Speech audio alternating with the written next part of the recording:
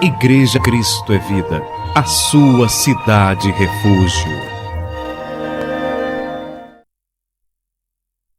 Glória a Deus. Vamos à Bíblia, irmão. Vamos abri-la. 2 Timóteo, capítulo 4, versículo 1.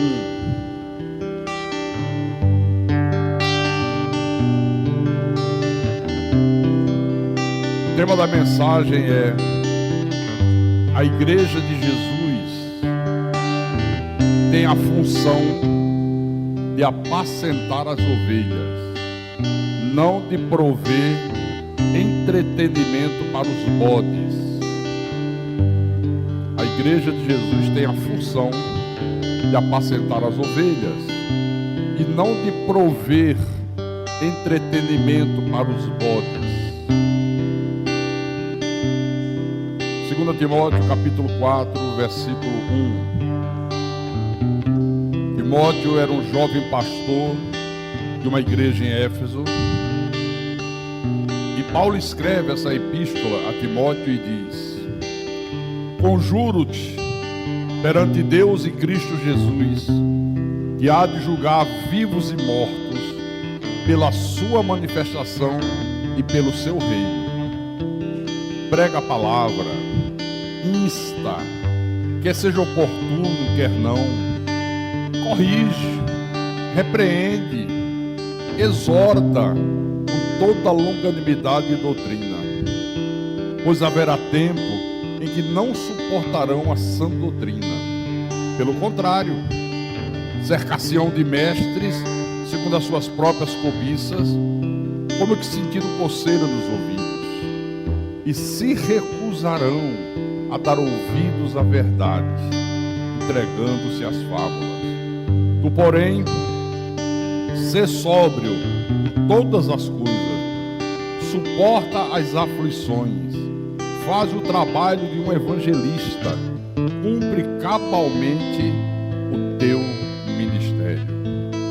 Vamos orar para que o Espírito Santo nos faça compreender em profundidade o sentido dessa palavra. Oremos ao nosso Deus agora.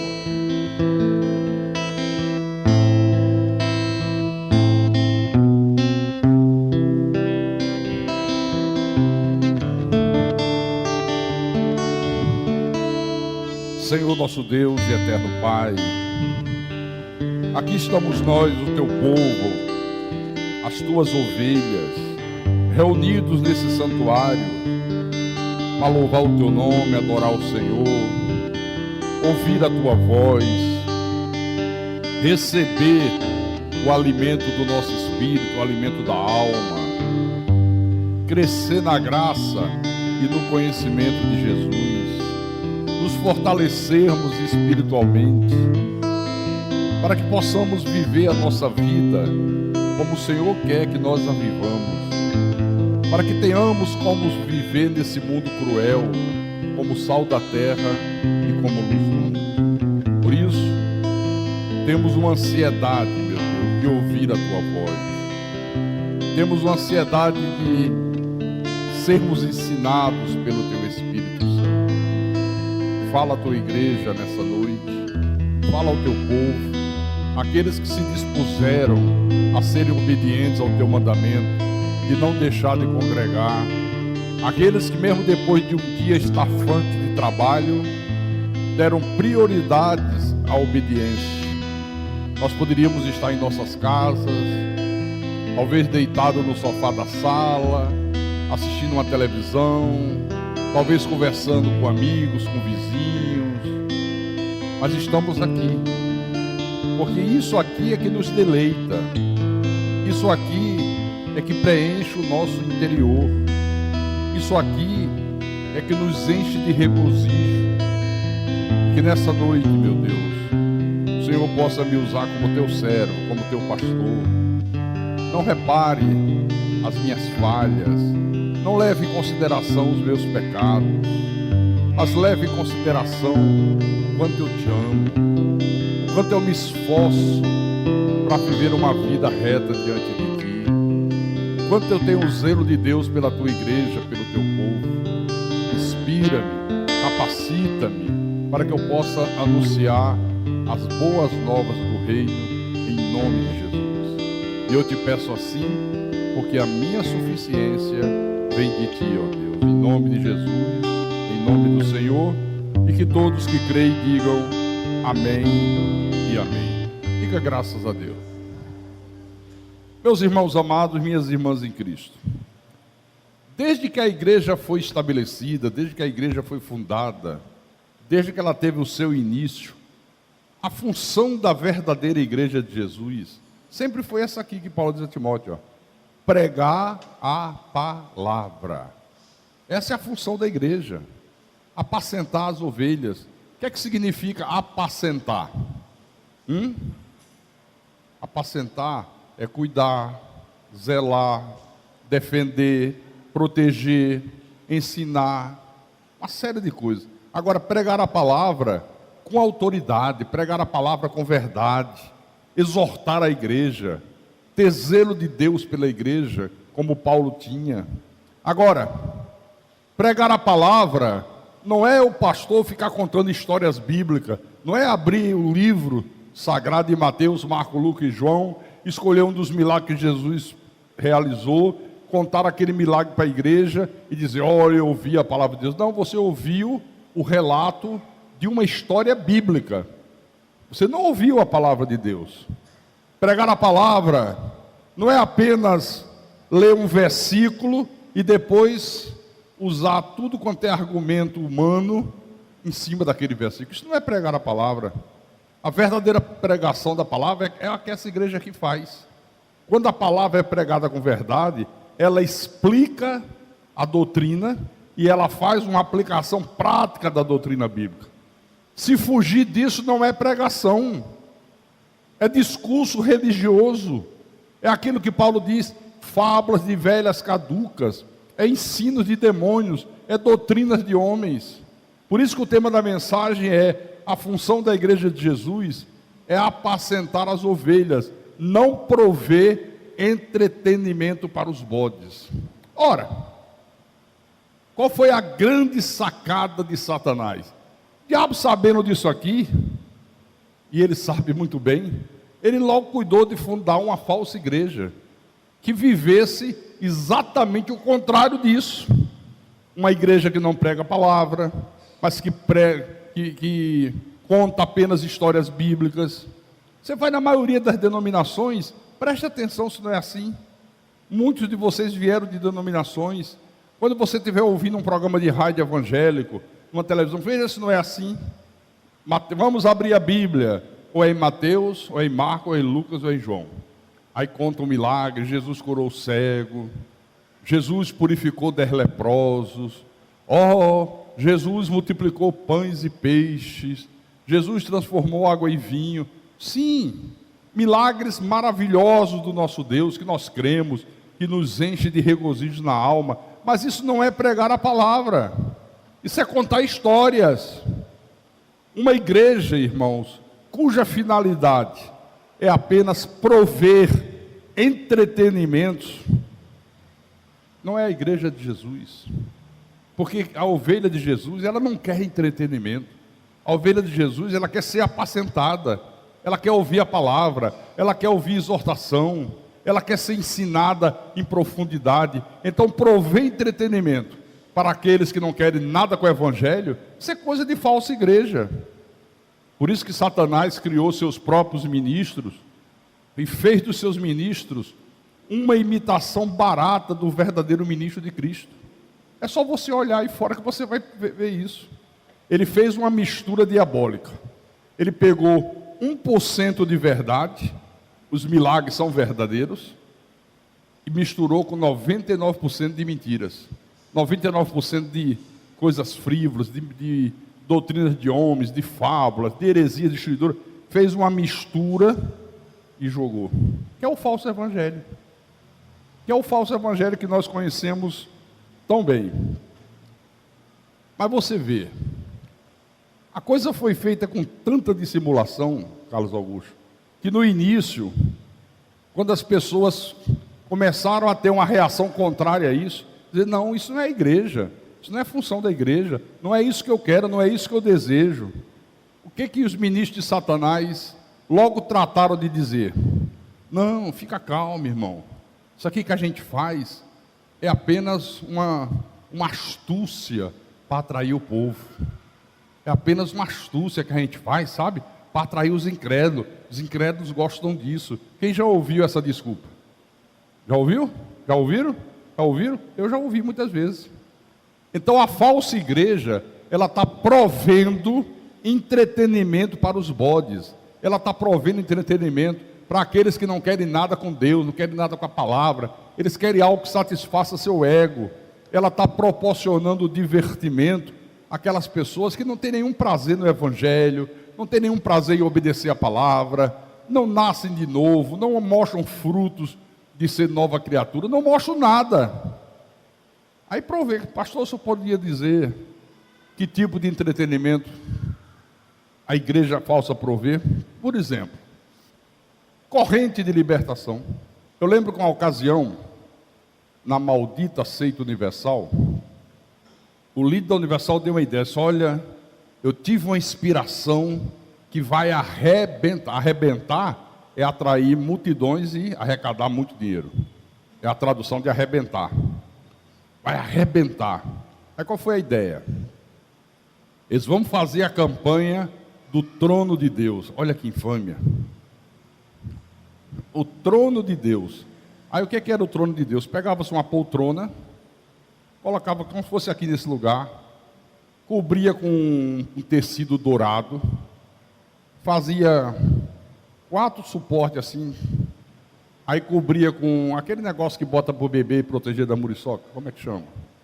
Mosquiteiro. Cobria com mosquiteiro, e durante 12 semanas, o falso pastor chegava a determinada hora e dizia, agora eu vou entrar para consagrar o trono de Deus. Consagrar o trono de Deus, irmão. Ninguém pensa, ninguém raciocina. É uma loucura, é uma lavagem cerebral violenta. Aí só ele entrava, tirava os sapatos, entrava descalço. Aí fazia aquela oração picareta, né? Senhor, no dia que o teu povo entrar aqui, o aidético vai ser curado, o canceroso vai ser curado, o cego vai enxergar, o paralítico vai andar. Alguém aqui lembra disso? Alguém aqui foi, tem lá atrás, 2 irmãos que lembram. Outra ali, ó. E você vai criando um clima, semana após semana. Não pode quebrar a corrente, porque é para prender a pessoa. Mas prende a pessoa não por causa da palavra, porque ela acha que se quebrar, ela perde a bênção.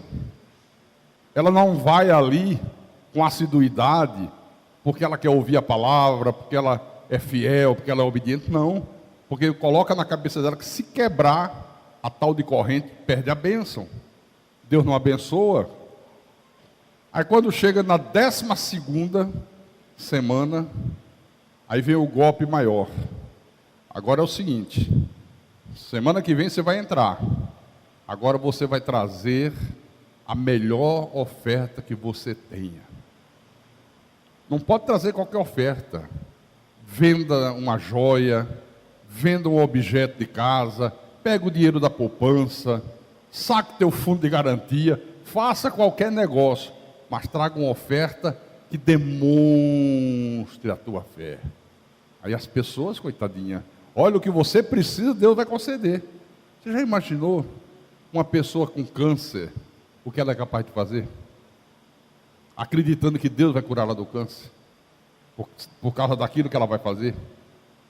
Uma esposa que o marido abandonou a casa, está com a mãe, o que é que essa mulher não é capaz de fazer para reconstruir o seu lar, ter o seu marido de volta? Uma mãe que tem um filho viciado em drogas, ela é capaz de fazer tudo. Aí chega nesse dia, agora vai ser a hora que formam-se aquelas filas imensas, que as pessoas vinham, abriam o mosquiteiro e entravam. Tinha gente que já vinha chorando copiosamente, emocionado, porque ia entrar no trono de Deus. O que nos emociona é a palavra. Isso é prover entretenimento para quem não quer nada com a Bíblia, para quem só quer as bênçãos, para quem só quer o venha a nós. O relógio do jejum. Olha, irmão, vamos começar um mês do relógio do jejum e você vai ser muito abençoado. Vamos começar hoje. Meia-noite começa com o Érigles, Hermes vai jejuar de meia-noite até 6 da manhã. Aí o Orlando começa às 6 da manhã, acorde cedo, irmão, bota o celular para despertar, viu? 6 da manhã, meio-dia. Depois o Rodrigo continua de meio-dia às 6 da tarde. A irmã Márcia pega às 6 da tarde à meia-noite, aí vai escalando. Ninguém pode quebrar o relógio, viu? Tem que ser assim, para que a bênção aconteça. Isso é prover entretenimento. As muralhas de Jericó. Você vê que Deus derrubou as muralhas de Jericó. O teu problema representa as muralhas de Jericó. Aí manda construir uma muralha de isopor bem grande. Então manda esse altar aqui. A mesma história, 12 semanas, não pode faltar, não pode quebrar. E Deus vai derrubar a tua muralha, vai derrotar o teu inimigo, vai curar a tua doença, vai saldar tuas dívidas, vai dar tua casa própria, teu automóvel. A mesma história. Aí quando chega na última semana, faz com que as pessoas dê aquilo que tem e aquilo que não tem. E aí diz, agora vamos quebrar a muralha. E todo mundo sai dando soco no isopor. Você provê entretenimento. A chave da prosperidade. A vassoura de fogo. Eu poderia ficar aqui a noite toda falando sobre isso. E para comandar tudo isso que eu estou falando para vocês, essa gente que faz isso não podem ser chamados de pastores. O título melhor que cabe para esses homens é o seguinte: animadores de auditório. Os Silvio Santos Gospel, o Raul Gil Gospel, o Faustão Gospel, o Gugu Gospel, é isso que esses homens são, animadores de auditório. Porque o que a Bíblia diz é bem diferente disso. Por favor, abre Efésios, capítulo 4, versículo 11 e 12. Jesus nunca constituiu alguém para ser animador de auditório. Nunca. Ele nunca disse que a sua igreja tinha que prover entretenimento. Encontraram? Então vamos ler. Efésios capítulo 4, versículo 11 e 12. E ele mesmo concedeu uns para apóstolos, outros para profetas, outros para evangelistas e outros para pastores e mestres, com vistas ao aperfeiçoamento dos santos, para o desempenho do seu serviço, para a edificação do corpo de Cristo. Aqui não fala de animadores de auditório. Aqui está falando do ministério da igreja, que tem uma função, o aperfeiçoamento dos santos, para que os santos possam desempenhar bem o seu serviço. Diga glória a Deus por isso. Jesus falou uma coisa muito importante no livro de Mateus capítulo 5. Marque aí na tua Bíblia. Mateus capítulo 5, versículo 11 e 12. Ele disse assim: bem-aventurados sois, quando por minha causa vos aplaudirem, baterem muita palma para vocês, colocarem vocês nos mais altos pedestais. É isso que está aqui na Bíblia? Não. Quando por minha causa vos injuriarem, e vos perseguirem, e mentindo, disserem todo mal contra vós, regozijai-vos e exultai, porque é grande o vosso galardão nos céus, pois assim perseguiram os profetas que viveram antes de vós. Eu pergunto, os profetas, os apóstolos, eles foram perseguidos porque divertiam o povo ou porque rejeitavam a carnalidade do povo? Os apóstolos foram perseguidos porque eles promoviam shows gospel, muito divertimento para as pessoas, ou porque os apóstolos pregavam a palavra com verdade? Pregavam a palavra com verdade. Não é assim? Lá no Velho Testamento, no livro de Jeremias, Jeremias capítulo 6, bem-aventurados sois quando vos perseguirem.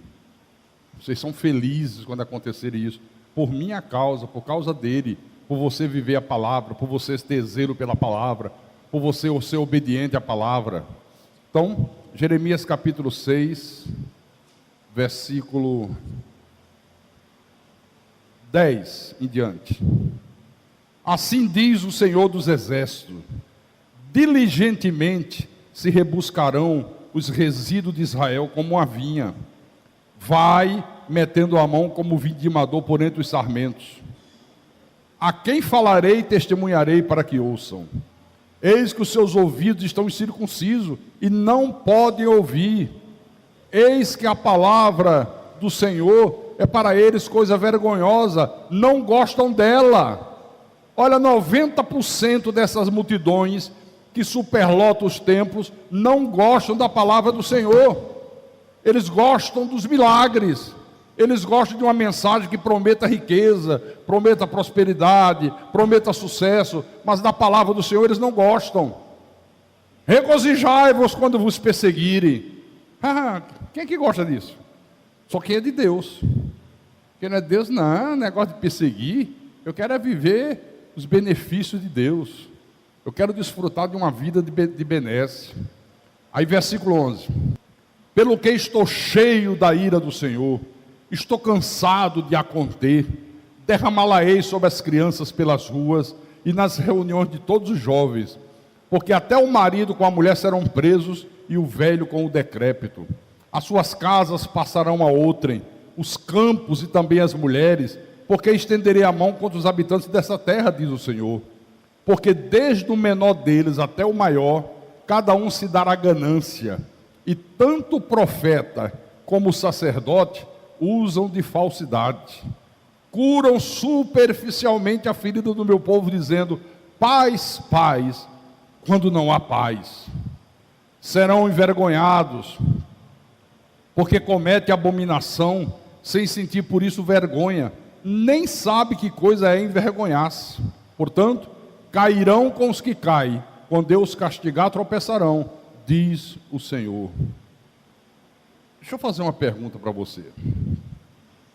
Onde você vê nos dias de hoje homens pregando com essa coragem, com essa dureza que Jeremias pregou? Olha, a ira de Deus vai ferrar vocês, e eu não vejo a hora que ferre, e vai começar desde as criancinhas até os mais velhos. Vocês vão perder tudo que vocês têm. Onde é que você vê isso aqui? A não ser um pastor que seja verdadeiramente ungido por Deus, um pregador da graça de Deus. Senão, não prega com essa intrepidez aqui. Fora os da graça de Deus, eu não tenho visto nenhum. Os profetas do Velho Testamento foram perseguidos por causa da maneira extremamente dura que eles tratavam as pessoas que não levavam Deus a sério. Não quer levar Deus a sério? Olha como essa igreja trata. Quantos já tiveram aqui e pegaram o beco? Aqui nós não damos colher de chá para quem não quer levar Deus a sério. Se não quer levar Deus a sério, não aguenta ficar aqui conosco. Pode ficar um tempo, 2 tempos, mas não 3 tempos. Tem uma hora que ele não aguenta e vai-se embora. Em Atos dos Apóstolos, Atos capítulo 23, versículo 12 em diante. Olha o que aconteceu com o apóstolo Paulo. Quando amanheceu, os judeus se reuniram e, sob anátema, juraram que não haviam de comer nem beber enquanto não matassem Paulo. Você já imaginou? Os judeus religiosos. Por que tanto ódio de Paulo, hein? Por que eles nutriam esse ódio tão grande de Paulo? Primeiro, por inveja. Segundo, porque Paulo tratava duramente aqueles que não levavam Deus a sério. Então se reuniram e fizeram um voto: a gente não come nem bebe enquanto a gente não matar esse Paulo. Aí no versículo 13, eram mais de 40 os que entraram nessa conspiração.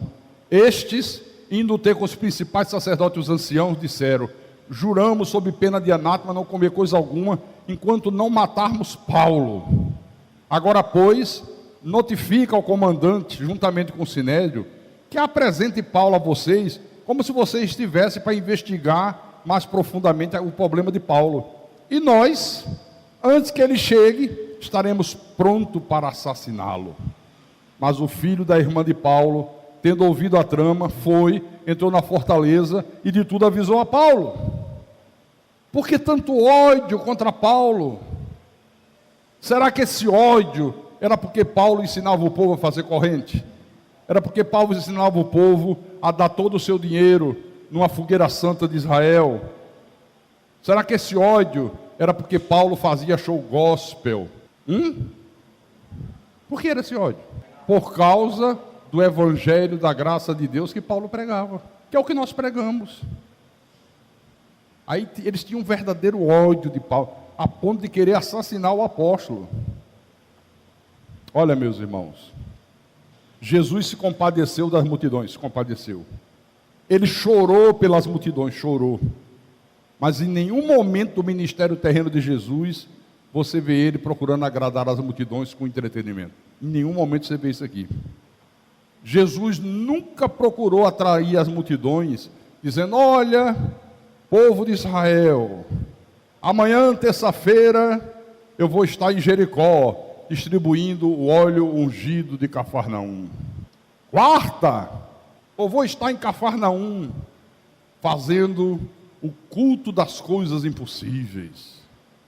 Vou distribuir na sexta, a folha ungida das oliveiras. Você vai levar para casa, vai colocar na sua carteira, e Deus vai fazer todos os milagres que você necessita. Jesus nunca fez isso. Nunca fez isso para atrair as multidões. Tem um episódio muito interessante no livro de João, capítulo 6, que ilustra isso que eu estou dizendo. Por isso que a função da igreja não é prover entretenimento para quem não quer nada com Deus, para quem não quer nada com a palavra. João capítulo 6, versículo 22 em diante. Isso aconteceu no dia seguinte, aquele episódio que Jesus multiplicou 5 pães e 2 peixes e alimentou mais de 20 mil pessoas. Dia seguinte, eles procuram Jesus, olha só. No dia seguinte, a multidão que ficara do outro lado do mar, lembrei o nome da cidade, Tiberíades, notou que ali não havia senão um pequeno barco, e que Jesus não embarcara nele com seus discípulos, tendo estes partido só. Entretanto, outros barquinhos chegaram de Tiberíades, perto do lugar onde comeram o pão, tendo o Senhor dado graça. Quando, pois, viu a multidão que Jesus não estava ali, nem os seus discípulos, tomaram os barcos e partiram para Cafarnaum à sua procura. Deixa eu explicar para você.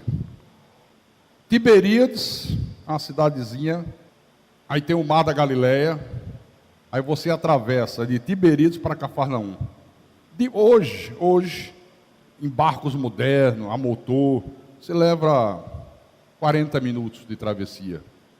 Num barquinho pequeno remando, bote 2, 3 horas aí para atravessar, e correndo risco. Eles chegaram onde Jesus no dia anterior tinha feito um milagre. Cadê ele? Cadê Jesus? Será que tem mais pão? Será que tem mais peixe? E como hoje é de manhã, quem sabe um café com leite? Não, o homem não está aqui não. E cadê os discípulos? Atravessaram o mar. E ele? Não sei, deve ter ido também. Pegaram seus barcos e atravessaram em direção a Cafarnaum.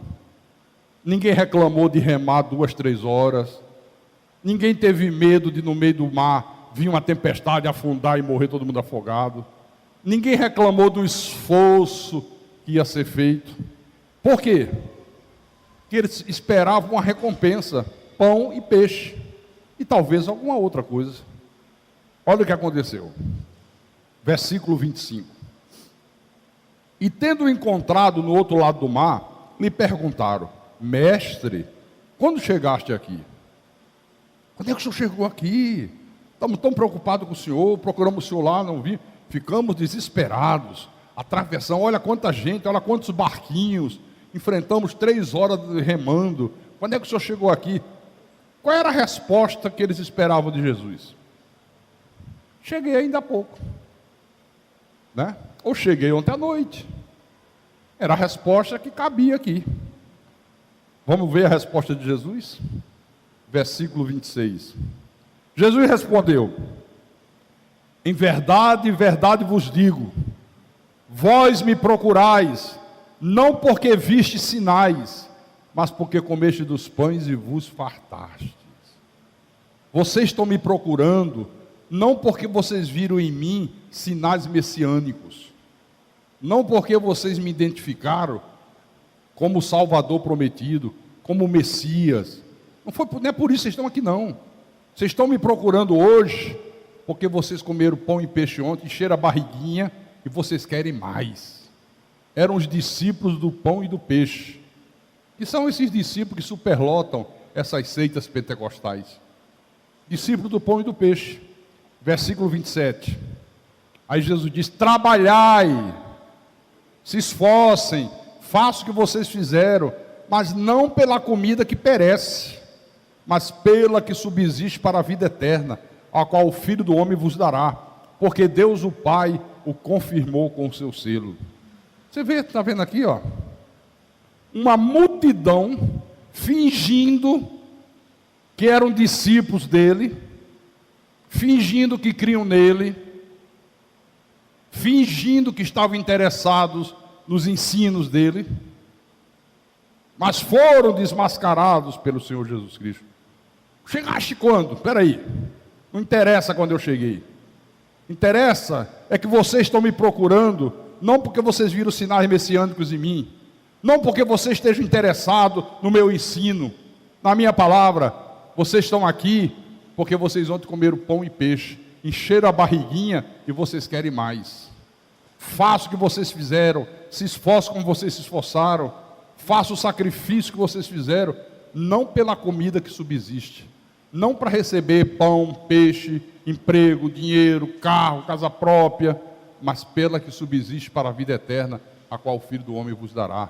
Faça esse esforço pelo alimento espiritual. Amém, irmão? Está aqui. Você percebeu? Você conseguiu captar que Jesus, de imediato, percebeu a hipocrisia daquela multidão? Está aqui. Qual era o único interesse dessa multidão aqui? Os benefícios materiais. Qual é o interesse da maioria dessas multidões que superlotam os templos por aí afora? Os interesses materiais. Você vê que foi exatamente essa acusação que Jesus fez contra eles. Foi essa acusação, está aqui. Ele não se deu nem ao trabalho de responder a pergunta: Senhor, quando chegaste aqui? Não vou responder não, vou dar uma dura acusação contra vocês. Vocês pensam que eu sou o quê? Eu sou o Deus eterno. Vocês pensam que vocês me enganam, vocês pensam que vocês dissimulam, vocês podem enganar quem vocês quiserem, mas a mim, que sou o único e soberano Deus, ninguém engana. Como Jesus foi duro. Por que ele foi duro assim, pastor? Porque ele percebeu que essas pessoas não tinham nenhum interesse pelas coisas espirituais.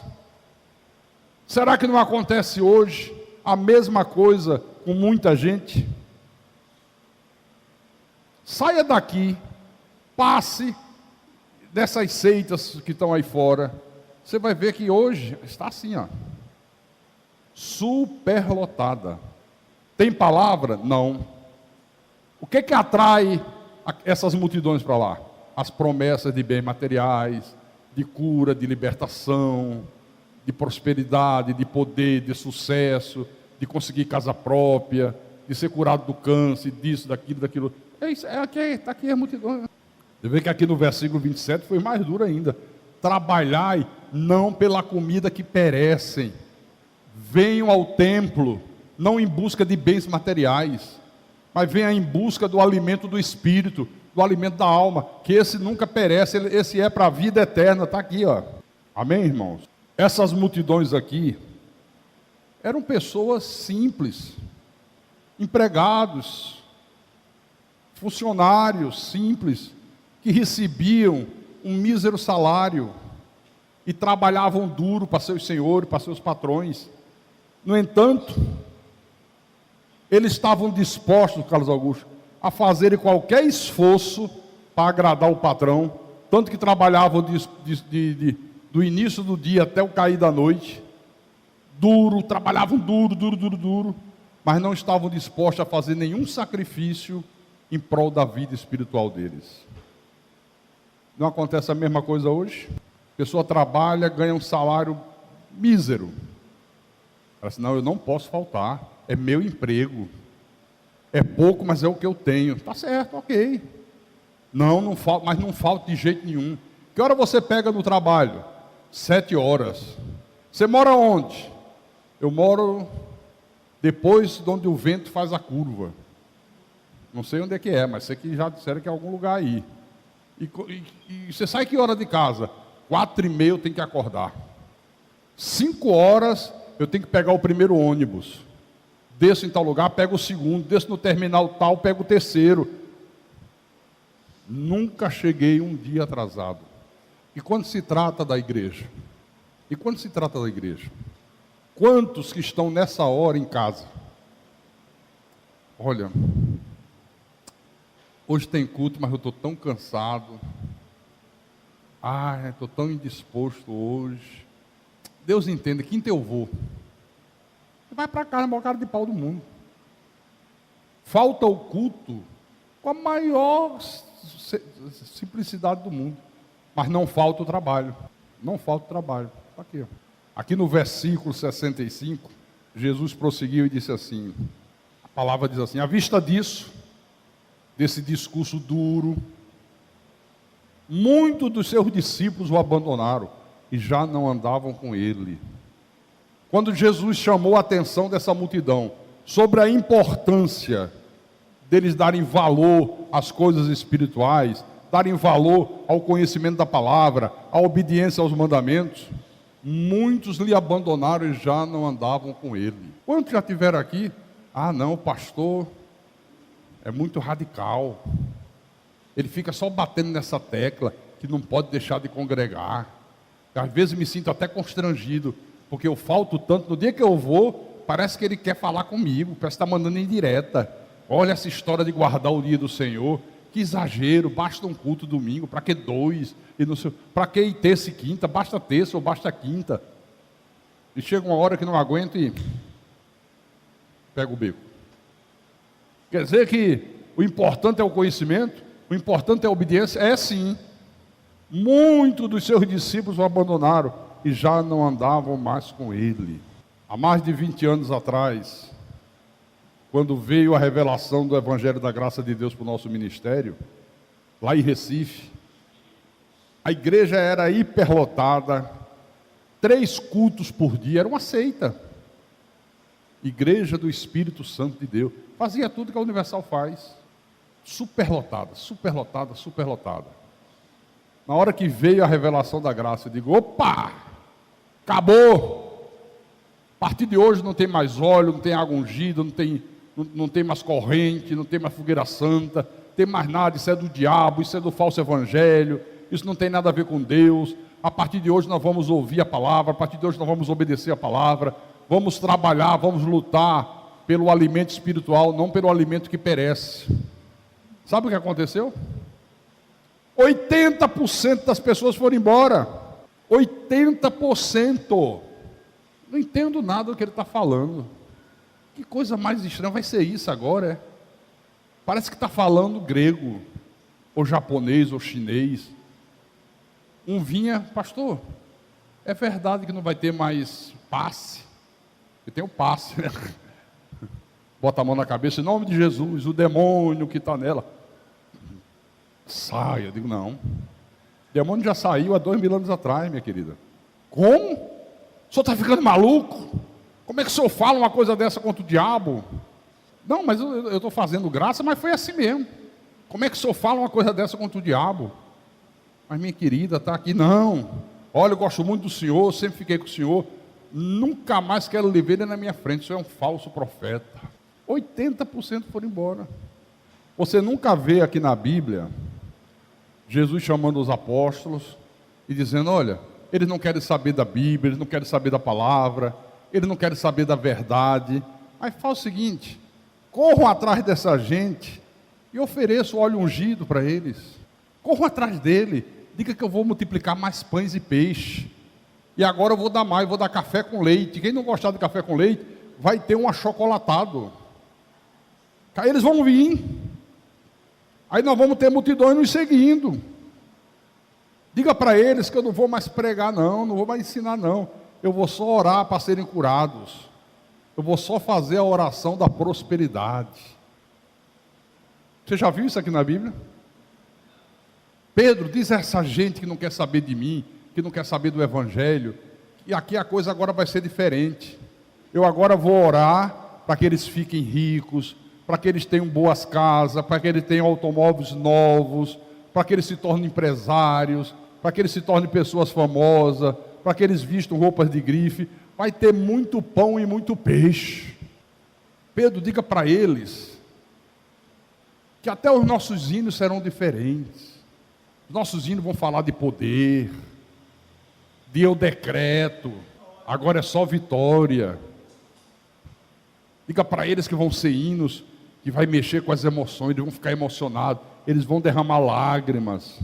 Olha, chama essa gente, que eu vou fazer a coisa diferente, eles vão ficar tremendamente felizes. Irmão, Jesus nunca fez isso. Nunca fez isso. Ele pregava a verdade, mesmo que a pregação da verdade fizesse com que a maioria dos seus discípulos o abandonassem. Estava nem aí.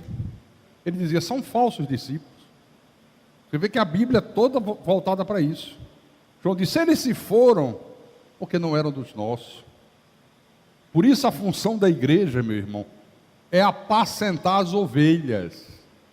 Quem é ovelha, vem à igreja ansioso pela palavra, e não quer saber se a palavra vai ser trazida pelo pastor Carlos, se é pelo pastor Érico, se é pela pastora Sandreli, não quer saber se chegou um dia o pastor Carlos está doente, o pastor Érico também adoeceu, vai ser trazida pelo Orlando. Não interessa o mensageiro, interessa a palavra. Ela fica satisfeita com a palavra, com a verdade pregada. Eles se foram porque não eram dos nossos. Já viu? Aquela pessoa que chega na igreja, vem, assiste o culto, foi convidada por alguém, no final termina, a pessoa traz, pastor, quero lhe apresentar aqui um convidado que eu trouxe e tal. Ô, pastor, muito obrigado, gostei muito, viu? Amém. Volte mais, irmão. Não, mas eu queria fazer uma pergunta ao senhor. Aqui dá oportunidade? E oportunidade para quê? Os irmãos pregarem? Porque o irmão gosta de pregar. Ah, pastor, é o que eu mais adoro. Lá onde eu congrego, a maioria das vezes é dada oportunidade, eu pego todas elas, não dou chance para ninguém. Não, meu irmão. Aqui só para quem tem vocação de Deus. Você já imaginou? Você chegar no hospital e dizer, doutor, aqui dá oportunidade para quem? Eu fazer uma cirurgiazinha aí de leve. Ou então, a pessoa vem só em busca de aplausos, satisfazer o ego. A pessoa gosta de cantar. Aí se você coloca ela no grupo de louvor, ela está feliz da vida, porque está satisfazendo o ego dela. Ela não está cantando para a glória de Deus, ela está cantando para ela.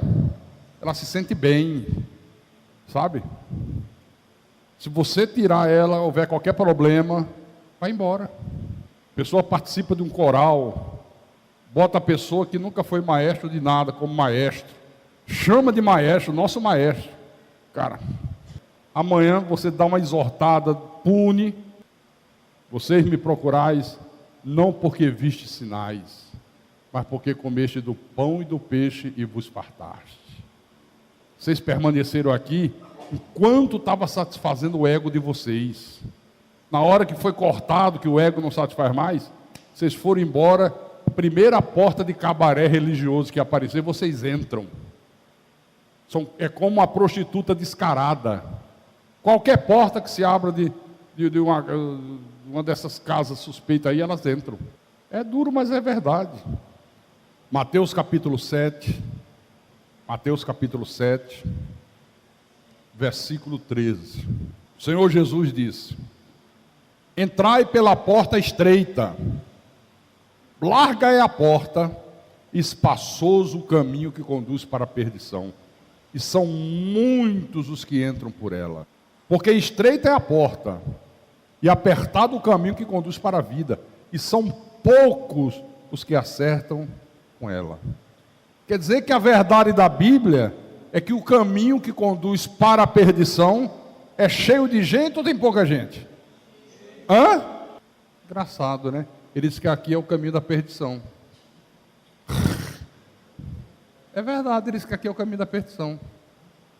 Aí diz, aqui não, aqui é de Deus. Olha as multidões aqui. Olha como é que nós não somos de Deus. Olha aí, pessoal, ele diz que nós não somos de Deus. Olha aqui, vai ver lá.